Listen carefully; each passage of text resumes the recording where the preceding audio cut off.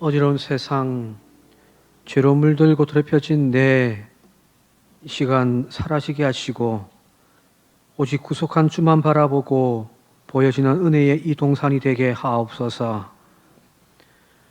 변화되어지고 능력 있고 우리 안에 가득 차 있는 불안과 염려들 다시금 하늘의 소망과 기쁨으로 충만하도록 체험받고 이 산 내려가는 저희들이 되게 하옵소서.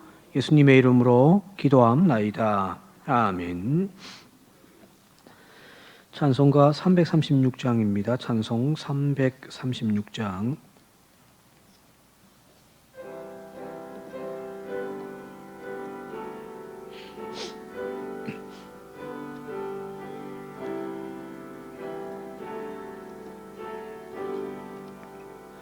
환난과 핍박 중에도 성도는 신앙 지켰네. 이 신앙 생각할 때에 기쁨이 충만하도다. 성도의 신앙 따라서 죽도록 충성하겠네. 옥중에 매인 성도나 양심은 자유 얻었네. 우리도 고난 받으면 죽어도 영광 되도다. 성도의 신앙 따라서 죽도록 충성하겠네.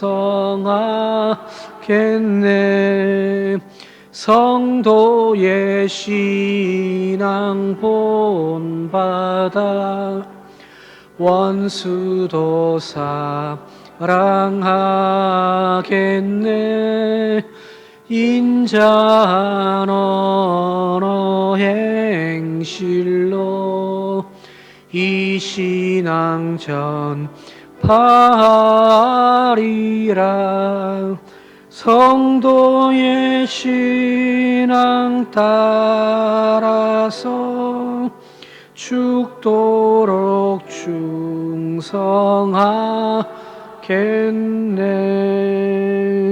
아멘. 다 함께 신앙 고백 드리겠습니다. 전능하사 천지를 만드신 하나님 아버지를 내가 믿사오며 그 외아들 우리 주 예수 그리스도를 믿사오니 는 성령으로 잉태하사 동정녀 마리아에게 나시고 본디오 빌라도에게 고난을 받으사 못 박혀 죽으시고 장사한 지 사흘 만에 다시 살아나시며 하늘에 오르사 전능하신 하나님 우편에 앉아 계시다가 저리로서 산 자와 죽은 자를 심판하러 오시리라. 성령을 믿사오며 거룩한 공예와 성도가 서로 교통하는 것과 죄를 사하여 주시는 것과 몸이 다시 사는 것과 영원히 사는 것을 믿사옵나이다. 아멘. 성경 말씀 구약성경 에스라 5장 1절에서 5절까지 말씀입니다. 구약성경 716쪽.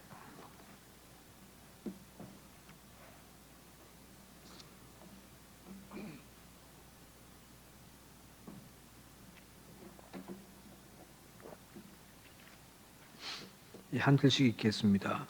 선지자들 곧 선지자 학개와 이또의 손자 스가랴가 이스라엘의 하나님의 이름으로 유다와 예루살렘에 거주하는 유다 사람들에게 예언하였더니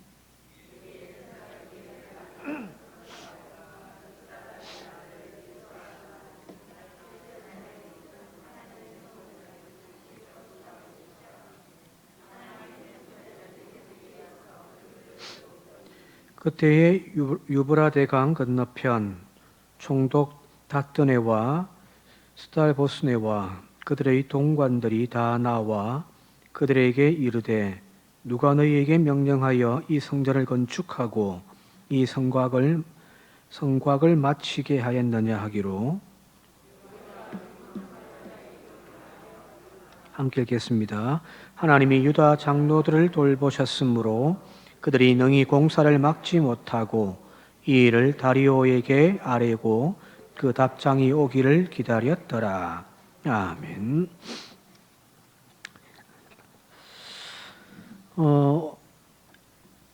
오늘까지 이제 밤 예배 시간은 7시로 드리고, 그죠? 다음 주 주일날 밤 예배부터 수요 예배까지 해서 이제 30분 더 조져서 7시 30분을 옮기니까 빨리 오는 건 상관없죠, 그죠?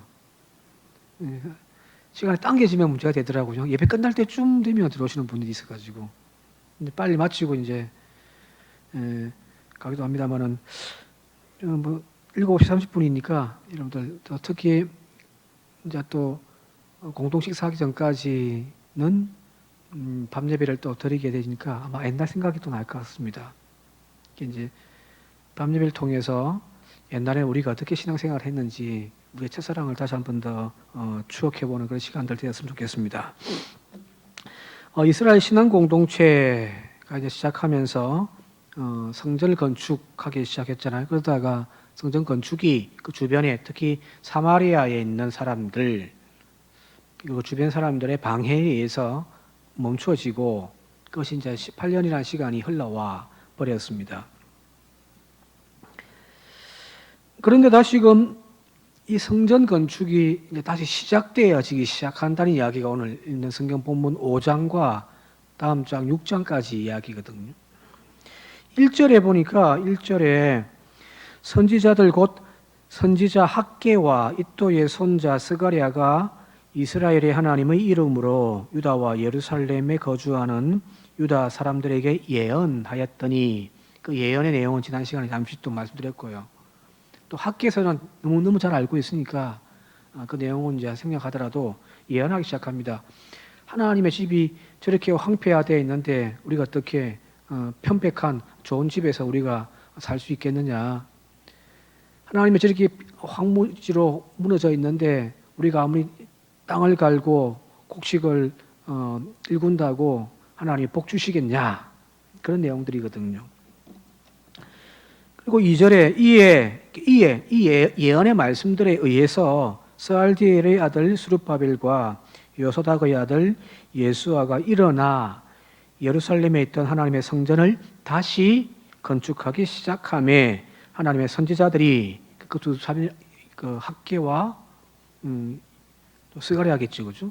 그 예언을 했던 자신의 예언을 또 이렇게 반응해서 또 순종하여 건축을 시작하니까 이게 하나님 말씀으로 이렇게 힘주고 응원하고 그렇게 했겠죠, 그죠? 그들을 도왔더라는 겁니다. 여기 학개와 스가랴 선지자의 예언을 통해 막혀 있던 그 체정이 이제 팍 풀리는 거죠, 그죠? 18년 동안 막혀 있었단 말이에요. 많은 사람들의 생각에 이미 이제 이게 굳어지기 시작했어요. 지금은 때가 아니다. 환경이 좀 좋아지고 형편 좀 풀리면 그때 우리 이제 성전 건축하면 되지. 지금은 때도 아닌데.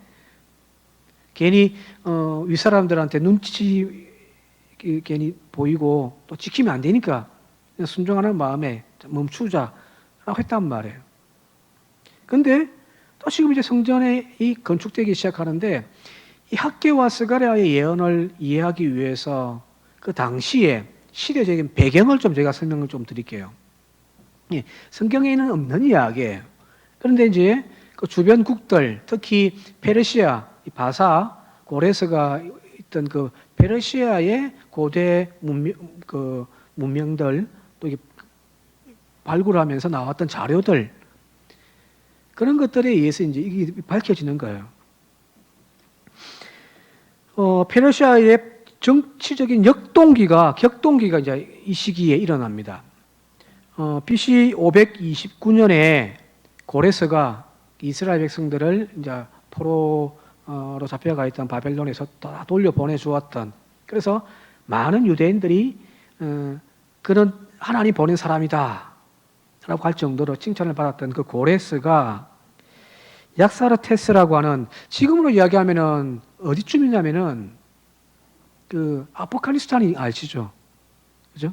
이제 아프가니스탄 그 옆에 이제 또 파키스탄 내려오면 인도 이렇게 내려간단 말이에요.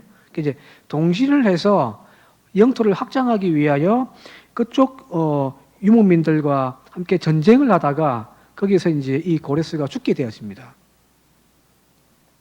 원정 나갔다 전쟁 나갔다가 거기서 이 고레스가 죽어요. 그렇게 되자 이제 이 바벨론에 머물러 있던 이 고레스의 아들 캄비세스라고 하는 아들이 있는데, 이 아들이 이제 그 아버지의 왕권을 이제 이어받게 되어집니다.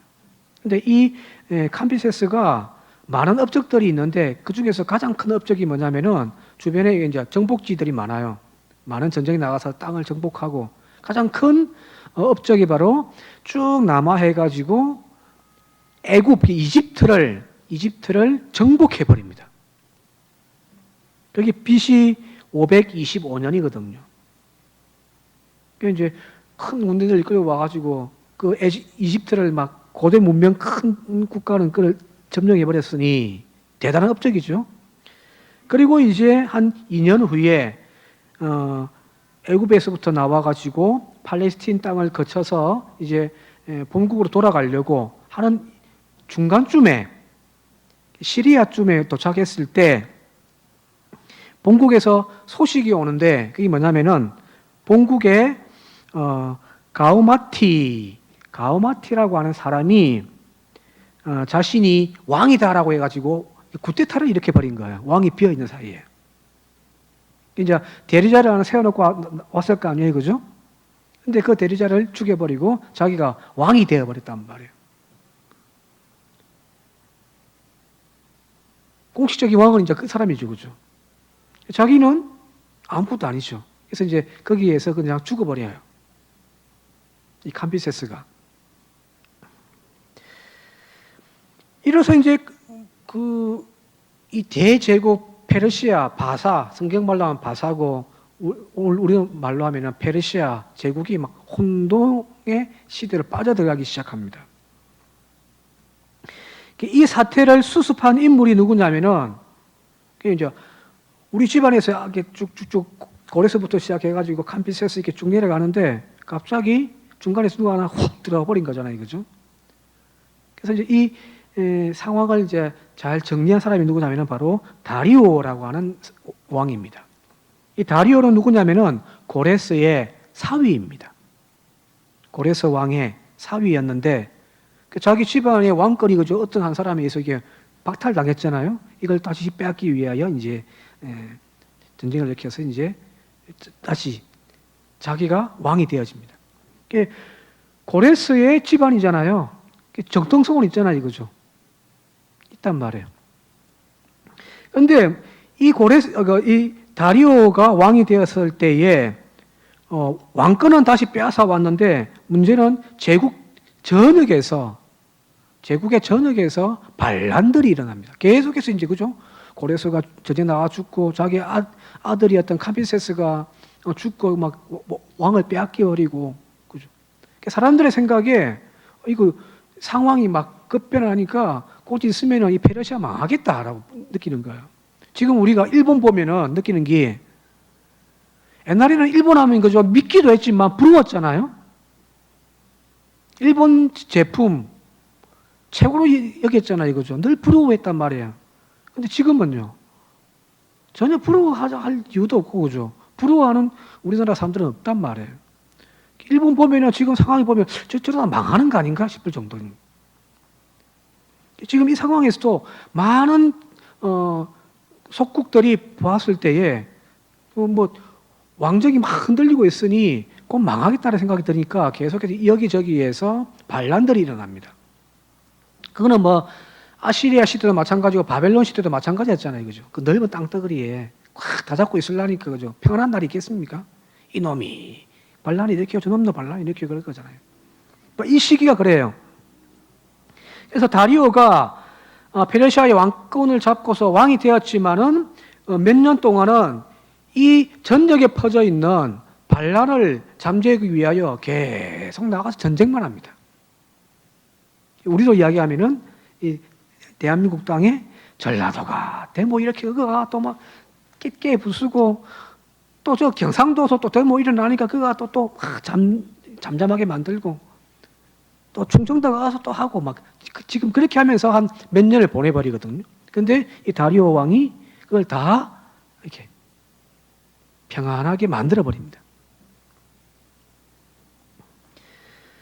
그래서 다리오의 제위 2년 동안 쉴 새 없이 전선에 나아가가지고 싸우면서 그동안 시간들을 보내게 되어져요. 그리고 BC 520년에 이제 가까스로 모든 반란들을 다 제압하고 실질적인 이제 왕의 자리에 탁 앉게 되어진단 말이에요. 그게 BC 520년입니다. 그동안은 계속해서 그 나라 안에서 여기저기에서 반란들이 일어났잖아요.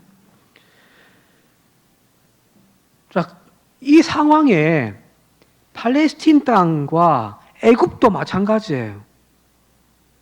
그 소식들이 막 들려온단 말이에요. 대상인들이 이 동네를 다 돌아다니니까 저기서 들었던 이야기를 여기 와서 전해주고 그런단 말이에요.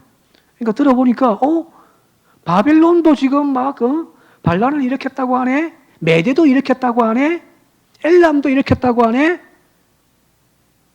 그러니까 요 밑에 지방도 늦게 시작했지만 이게 그런 운동들이 막 일어나기 시작을 하는 거예요. 자, 이때의 유대인들이 봤을 때 자기들도 거기에 시대적인 어떤 추세에 편성을 하는 거죠.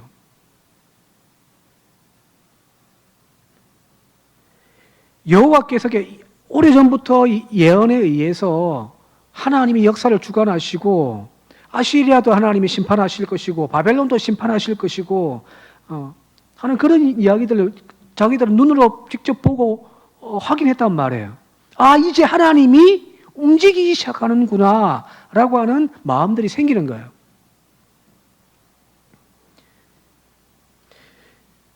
그때 그런 편성, 그런 분위기, 뭔가 막 웅성웅성 하는 그런 분위기, 그때에 짠 등장한 인물이 누구냐면 바로 학개와 스가랴 선지자예요.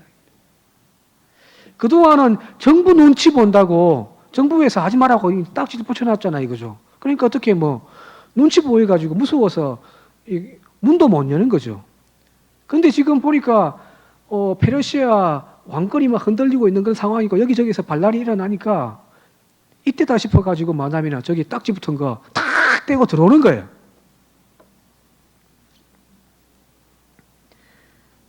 그러니까 하나님의 말씀이다라고 이야기해요. 성전 건축하자고 이야기하는 게 학개와 스가랴의 예언인 거죠. 자, 그리 본다고 한다면 우리가 여기서 잠시 하나님의 말씀을 대언하는 이 대언자인 예언자들, 선지자들, 그 사람들의 성격을 잠시 우리가 살펴볼 수가 있습니다. 그게 뭐냐면 학개와 스가랴의 성전 건축, 지금이 때다. 하나님은 지금 우리에게 성전 건축하라고 한다고 하는 그 메시지를 강하게 던졌던 그 학개와 스가랴의 성전 건축의 문제라든지 하나님 나라의 재건에 대한 하나님의 계획, 뜻, 스가랴서에 보면은 환상들이 많이 나오거든요. 그 이야기의 핵심은 그거예요. 성전 건축을 통하여 하나님이 다시금 이스라엘을, 유다를 이렇게 재건하여 세우겠다라는 그런 의미들이거든요. 자, 그동안 18년 동안 입 다물고 있었잖아요. 그죠? 학개가, 스가랴가 정말 그런 하나님의 메시지가 자기 속에 있다고 한다면은 어떤 상황, 어떤 형편에서도 건축해야 된다라고 계속해서 이야기했어야 될 거 아니에요. 그런데 18년 동안 잠잠하던 그들이 어느 날 이 시기에 BC 520년 이 시기에 갑자기 막 성전 건축해야 된다고 하나님 말씀이다라고 이렇게 막 떠들고 다닌단 말이에요. 왜 이때 학개와 스가랴는 예언하기 시작했을까라는 거예요. 그것은 바로 그 시대적인 상황과 맞물려 있는 거예요.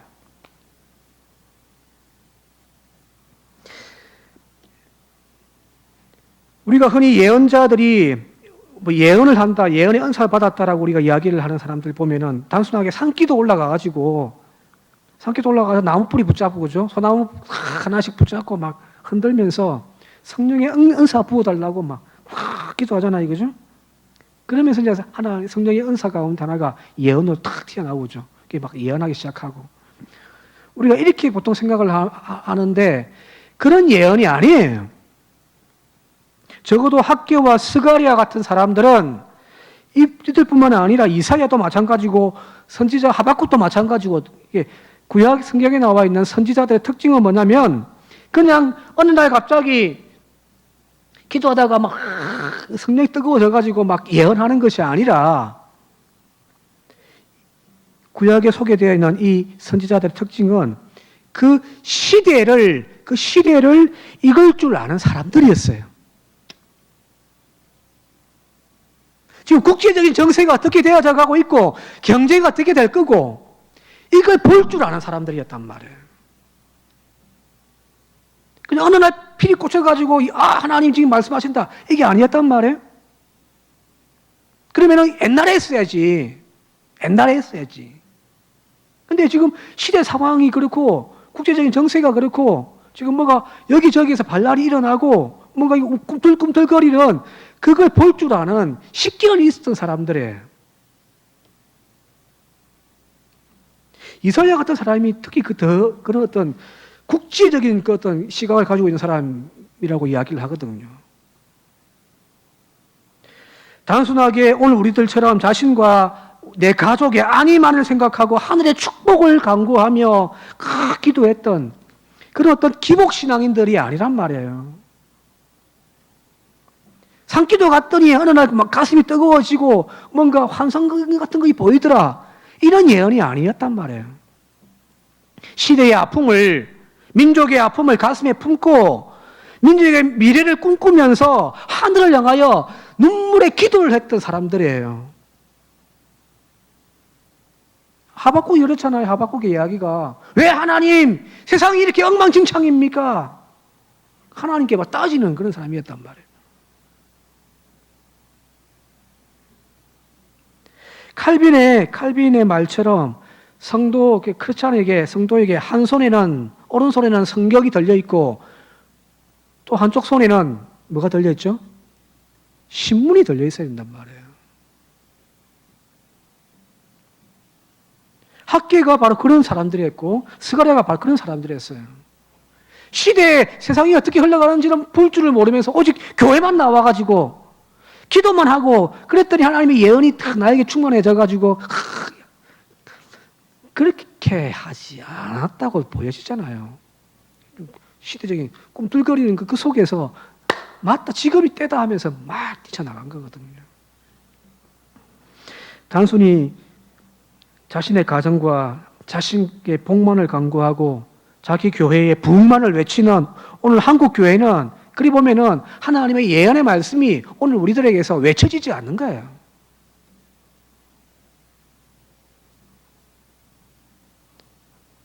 세상을 품고 그 어둠과 아픔을 안고 실험하면서 하나님 왜 이렇습니까? 이 민족이 왜 이렇습니까?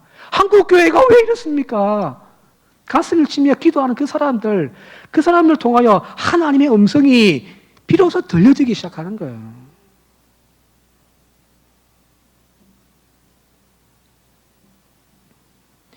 그 시대의 아픔과 상처를 보듬고 치유할 능력이 그런 사람들을, 그런 교회를 통하여 하나님은 부어주시고 나간단 말이에요. 여러분 잘 아시는 루터가 종교개혁을 일으켰잖아요. 그죠? 그 당시에 가톨릭 교회 안에 종교개혁이 여러 부류가 있습니다. 많아요. 참 많아요. 근데 루터가 같은 경우는 실험을 했단 말이에요. 실험을.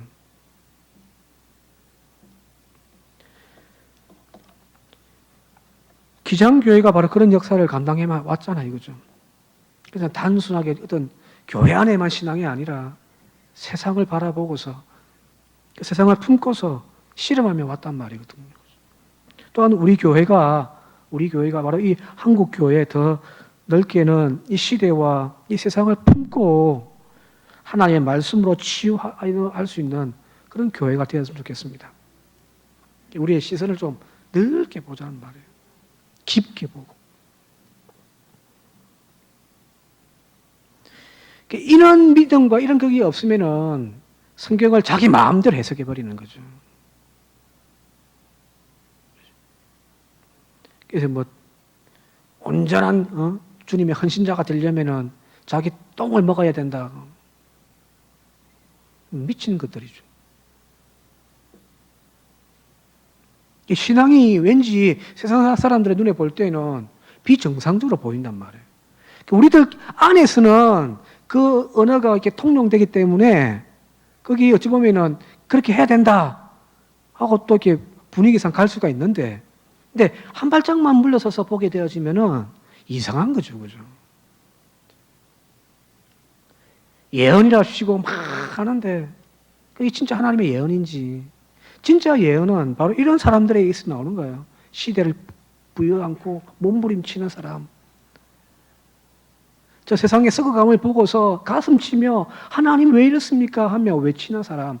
그 사람에게서 비로소 하나님의 음성이 들리는 거예요.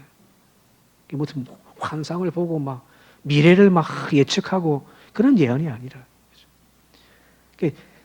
늘 이야기합니다만 성경에 나와 있는 구약 성경에 예언자라는 말, 정확하게 히브리 말로 나비, 이 나비의 뜻은 대언자입니다. 대신하여 말하는 사람. 대신하여 말한다는 말은 무슨 말이죠? 하나님의 음성이 나에게 들리는 거예요. 성경을 읽다 보니까 하나님의 이 음성이 글자가 아니라 나에게 막 들리는 거예요. 가슴이 막 찢어지는 거죠, 그죠? 성경은 지금 이렇게 이야기하고 있는데 교인들의 지금 살아가는 모습은 그게 아닐 때 가슴이 찢어지는 거예요. 가면 교회 가서 막 외치는 거죠. 이렇게 신앙생활 하면 안 된다고. 그죠? 그게 바로 예언이에요. 오늘 저와 여러분들이 바로 이런 시대의 아픔을 움켜쥐고 한국 교회의 아픔을 움켜쥐고 하나님의 음성을 듣고 그 음성을 외치며 실천하는 주님의 정언들이 되어질 수 있기를 바랍니다. 그럼 교회가 되어져야 될 거 아니에요, 그죠? 자, 이제 막 성전을 건축하기 시작하니까 이제 그 지역을 총괄하는 총독, 유브라데스 강 건너편이라고 되어 있으니까 거기에 이제 시리아 총독이 있어요. 이제 뭐 국가별로 총독이 있는 것이 아니라 이제 권역별로 전라도에 도지사 하나 딱 보내놓고, 그죠? 경상도에 도지사 하나 딱 보내놓고, 부산도 통화를 하고 창원도 이렇게 이제 다스리게 하고죠. 이렇게 되는 거죠. 근데 보니까 자기의 총괄하고 있는 그 지역 안에서 지금 이상한 일들이 일어나고 있다고 지금 막 계속 소리가 들리니까 앞서 이야기했듯이 이 학개와 스가랴가 막 이야기를 하고 성전 건축이 시작한 때가 언제냐면은 BC 520년이거든요. BC 520년에 처음에 이야기했던 다리오가 왕이 되고 난 다음에 2년 동안 곳곳에 쫓아다니면서 데모하는 거 탁 때려잡고 하던 그 2년을 보내고 이제 어느 정도 평정되어서 왕권 탁 쥐고 평안해질 그때 이 학개와 스가랴 유대인들은 좀 늦은 거죠, 그죠? 이미 저기는 다 하고 있었는데 뒤늦게 뒷북치고 있는 거죠, 그죠? 자, 그 상황에서 여기서 좀 이상한 낌새가 이상합니다라고 하는 이야기가 총독에게 들리는 거죠. 직접 자기와 자기의 수하와 또 조사관들을 데리고 찾아온 거예요. 너희들 지금 뭐 하냐 하는 거예요. 누가 이거 허락했냐 이거 공사를. 그랬더니 유다의 지도자들이 쭉 이제 설명을 쭉 하는 거예요. 그러면서 이제 고레스 왕이 우리에게 돌아가서 다시금 성전을 건축해라고 그렇게 우리에게 명령을 주고 허락을 해줬다 이야기예요. 근데 앞서 이야기했듯이 처음에 왔을 때와 이미 거의 한 18년, 20년이 흘러버렸잖아요, 그죠? 왕도 한 두세 번 바뀌어버리고. 그래서 이 사람들이 이제 조서를 보내는 거예요. 이들 말이 진짜가 맞는지. 거기 17절이에요. 17절 함께 읽어볼게요. 5장 17절에 제일 마지막이에요. 함께 읽겠습니다. 시작. 이제 왕께서 좋게 여기시거든 바벨론에서 왕의 보물 전각에서 조사하사 과연 고레스 왕이 조서를 내려 하나님의 이 성전을 예루살렘에 다시 건축하라 하셨는지 보시고 왕은 이 일에 대하여 왕의 기쁘신 뜻을 우리에게 보이소서 하였더라. 그러니까 이 사람들이 누가 시켰냐고 이렇게 막 물으니까 고레스 왕이 옛날 그랬습니다. 우리에게 허락해 준 겁니다. 하고 이야기를 하니까 그럼 한번 알아보자고 해가지고 조서를 적어가지고 이제 본국에 보낸 거예요. 이 말이 사실입니까? 한번 조사해 보시고 저희들에게 왕의 뜻을 하달해 주십시오. 이게 지금 끝난 거죠, 그죠? 그래서 이 주제가 이어지는 것이 6장까지 넘어가거든요. 6장에서 페르시아에서 이제 어느 정도 안정이 되어졌던 그 시기에 다리오가 이 조서를 받아본 거예요. 저 끄트머리에 뭐 조그만 동네에서 이런 조서가 하나가 올라왔는데 좀 확인해 봐라고 하니까 이제 명령을 내린 거예요. 신하들에게 가서 한번 확인해 봐라. 그랬더니 6장 5절에 보게 되어지니까 느부갓네살이 예루살렘 전에서 취하여 바벨론으로 옮겼던 하나님의 전, 금, 은, 기명을 돌려보내어 예루살렘 전에 가져다가 하나님의 전안 각기 본처에 둘지니라고 이렇게 친히 조서를 내렸던 고레스가 도장을 탕 찍었던 그 두루마리를 발견한 거예요. 그래서 왕에게 그걸 쭉 보여주고 읽어주고 확인을 했단 말이에요. 이거 우리 할아버지는 아니죠. 고레스의 사위니까. 우리 장인어른이 옛날 왕국으로 있을 때 그때 직접 한 명령이네. 확인이 되어져가지고 이제 그 시리아의 총독 다뜨네. 그 시리아 총독 이름이 다뜨네예요. 이름이 좀 비슷한 사람이 한 명 있죠, 우리나라에. 박근혜라고. 볼 때마다 저는 박근혜라고 생각나가지고.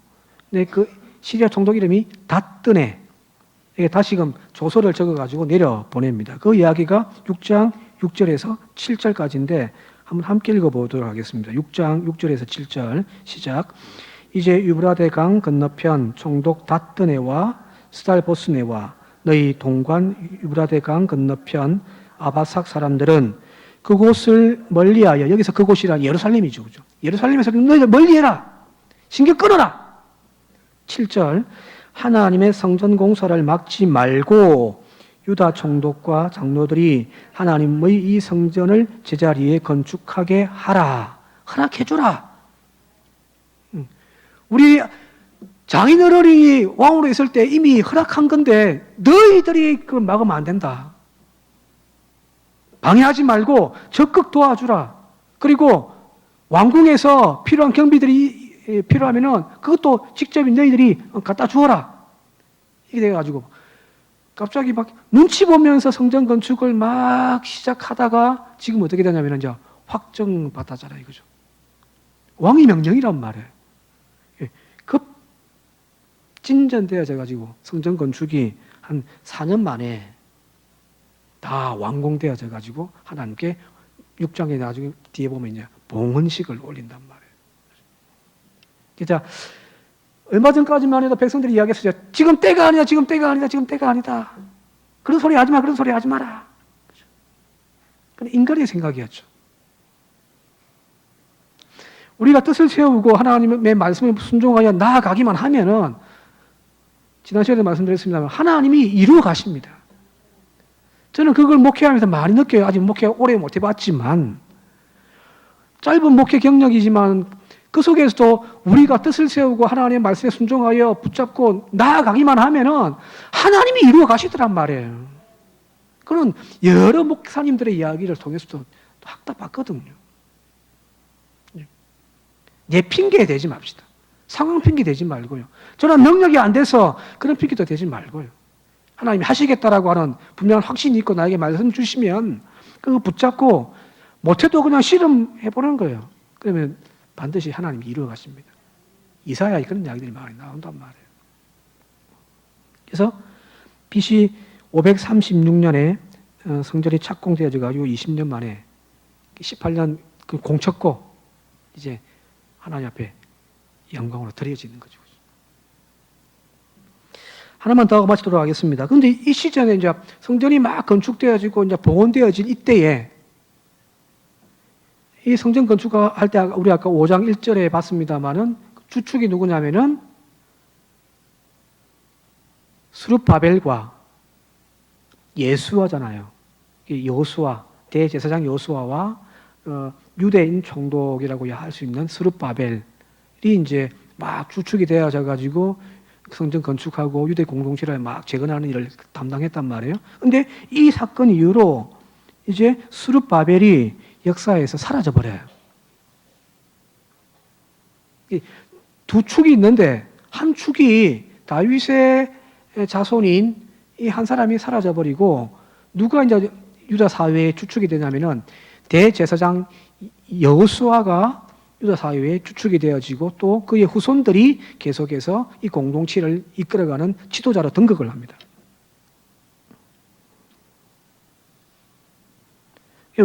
어떻게 사라졌는지는 잘 알 수가 없어요. 이제 어차피 올 때 총독으로 이제 임명을 받고 왔으니까 유다 그 조그만 지역의 총독으로 임기가 있으니까 임기 끝나서 지금 돌아갈 수도 있고요. 아니면은 이 당시에 스가랴의 내용 보게 되어 스가랴 내용 뒷부분에 보면은 다윗의 자손을 통하여 하나님의 메시아가 영원한 메시아가 등장한다라고 하는 그런 메시지들이 막 등장하거든요. 보니까 이 잘못하면은 혁명으로 유다의 혁명으로 비칠 수가 있어서 그냥 싹을 제거하지 않았을까라고 하는 그런 추측도 있고 한데 하여튼 스룹바벨이 다윗의 자손 그 집안의 스룹바벨이 사라져 버립니다. 그리고 오직 하나 대제사장 여호수아만 유다 공동체의 지도력으로 딱 등장합니다. 자, 이 이야기는 무슨 이야기냐면은 이제부터 이스라엘에 재건되어지는 그 나라의 특징은 뭐냐면 다윗의 왕족을 통한 왕정을 중심으로 한 국가가 아니라 하나님의 제사장 나라가 되어진다는 이야기예요. 이 굉장히 중요한 이야기예요. 그냥 교회가 종교단체가 아니라 자기들끼리 모여가지고 그냥 숨떡숨떡 하는 종교단체가 아니라 거룩함을 유지한 하나님의 제사장 나라가 되어진다는 이야기예요. 이게 우리의 신앙의 본질 아닌가요? 하나님이 이스라엘 백성들 데리고 나올 때 시내산에서 계약을 맺을 때 뭐라고 이야기합니까? 너희들이 내 율법과 말씀을 지켜 행하면 나는 너희 하나님이 되고 너희는 거룩한 나라가 되리라. 이 거룩한 나라는 세상에서 출세하고 잘나고 힘있고 그런 어떤 나라의 모습이 아니라 제사장의 나라가 되게 하는 것이 하나님이 이스라엘 백성들을 향하여 품었던 계획이고 비전이잖아요. 그죠? 그런데 쭉 왕정 시대를 흘러오면서 어떻게 됐냐면은 세상 나라와 똑같은 나라를 만들어 보겠다고 발버둥을 쳤단 말이에요. 이스라엘도. 그런데 지금 하나님이 이 돌아온 이스라엘 백성들의 이 공동체를 국가도 아니에요. 지금은 이제는요. 국가가 잠시 나중에 저 뒤에 한번 마케베오 이게 혁명이라고 해가지고 헬라에 막 짓눌리다가 독립해가지고 잠시 국가를 잠시 세울 때가 있는데 그때 외에는 지금부터 이스라엘 백성들이 세우는 공동체의 특징은 국가가 아니라 하나님의 거룩한 제사장 나라입니다.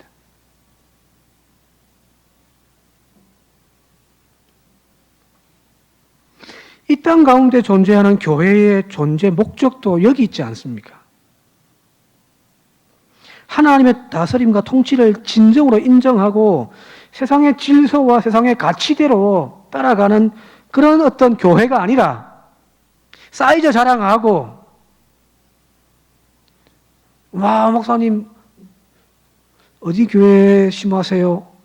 산정교회 심합니다. 교인들은 몇 명이에요? 꼭 이 무릎이 따라오거든요. 그리고 사이즈 가지고 그 목회를 평가하고 마치 대기업과 중소기업과 소상공인을 구별하여 막 하듯이 교회가 똑같은 어떤 종교 집단이 되어버렸단 말이에요. 그게 아니라 하나님이 이 교회를 통하여 세우려고 하는 것은 뭐냐면은 거룩한 제사장의 나라입니다. 세상에 철저하게 따라가는 그런 교회가 아니라 철저하게 진리와 하나님의 말씀으로 세워져 가고 세상의 빛과 소금의 역할을 감당하는 그런 교회. 2000년 기독교 역사에서 이 교회가 그 본질이 막 망해져 갔던 때가 있잖아요. 중세시대에. 물론 좋은 것도 있지만 교회가 막 권력과 교리와 전통, 교권 이런 것들이 판을 치고 있던 그때에 오직 하나님의 말씀 위에 다시금 교회를 세워야 된다고 해서 일어났던 것이 종교개혁이었잖아요. 그게 개신교고 오늘 우리 교회란 말이에요. 자, 지금 우리는 계속해서 교회를 목사는 목회를 하면서 장로님들은 교회를 운영하면서 교회들은 또한 교회를 위해 기도하면서 우리가 물어야 할 것들이 있습니다. 그 물어야 할 것이 뭐냐면 첫 번째는 교회를 다스리는 것은 세상의 가치인가? 지금 우리 교회가 이게 다스려지는 것, 거기 세상의 가치인가? 하나님 말씀인가? 우리 교회의 목표와 목적이 그냥 이 지역의 1등 교회, 1000명 성도, 10,000명 성도, 그게 우리의 가치라고 한다면은 세상과 똑같은 집단이죠. 그죠? 근데 그게 아니라 우리 교회를 움직이고 우리 교회를 다스리는 그 힘은 바로 하나님의 말씀에 있다고 고백하면서 말씀을 회복하고 있는가. 두 번째는 지금 우리 스스로는 굳어져 있지 않는가?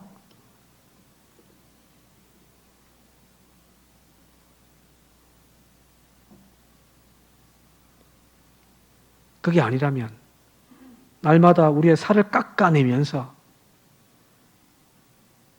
여전히 십자가를 붙잡고 몸부림치며 살고 있는가? 이 두 개를 항상 물어야 돼요. 어제 노회가 이제 끝나고 이제 세 분 목사님 은퇴하시는데 은퇴하시고 난 목사님들의 대부분의 이야기가 그거예요. 내가 비본질적인 것에 내 목숨 걸고 목회했다.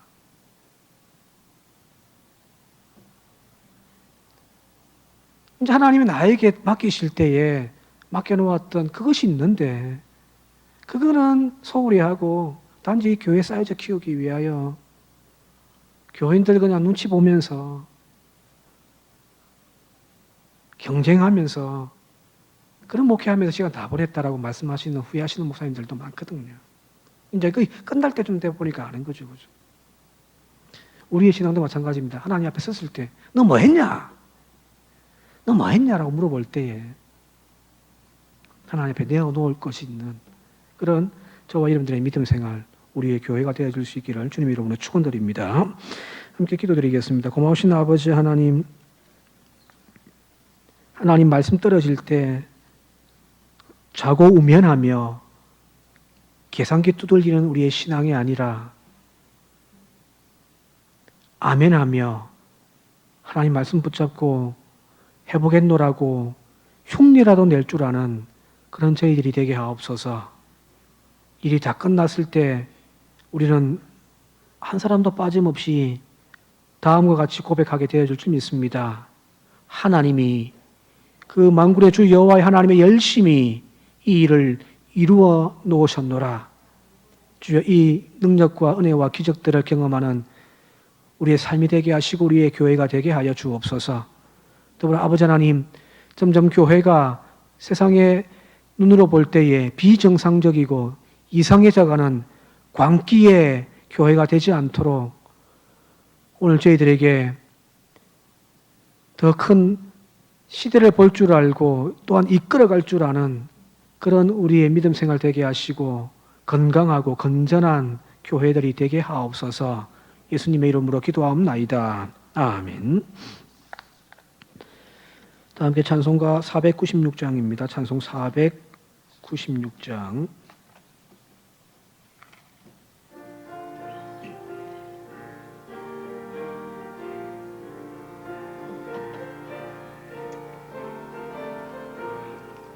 새벽부터 우리 사랑함으로써 저녁까지 씨를 뿌려봅시다.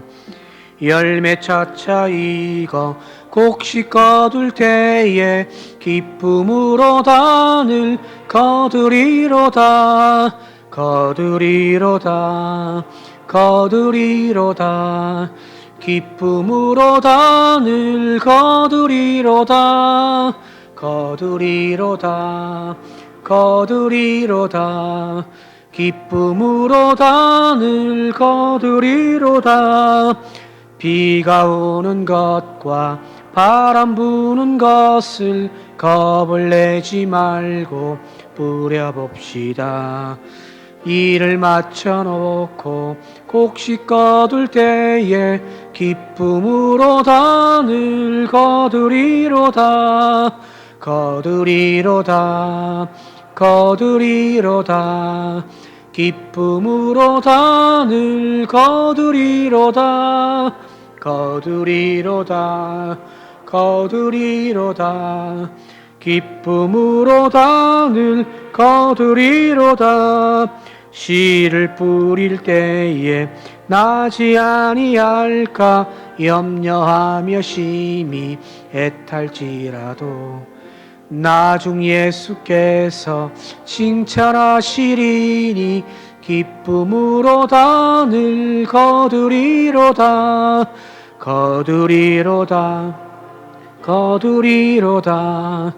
기쁨으로 늘 거두리로다. 거두리로다. 거두리로다. 기쁨으로 늘 거두리로다. 아멘. 다 함께 주기도문으로 예배 마치겠습니다. 하늘에 계신 우리 아버지여, 이름이 거룩히 여김을 받으시오며 나라가 임하옵시오며 뜻이 하늘에서 이루어진 것 같이 땅에서도 이루어지리이다. 오늘 우리에게 일용할 양식을 주시옵고 우리가 우리에게 죄지은 자를 사하여 준 것 같이 우리 죄를 사하여 주시옵고 우리를 시험에 들게 하지 마시옵고 다만 악에서 구하시옵소서. 나라와 권세와 영광이 아버지께 영원히 있사옵나이다. 아멘.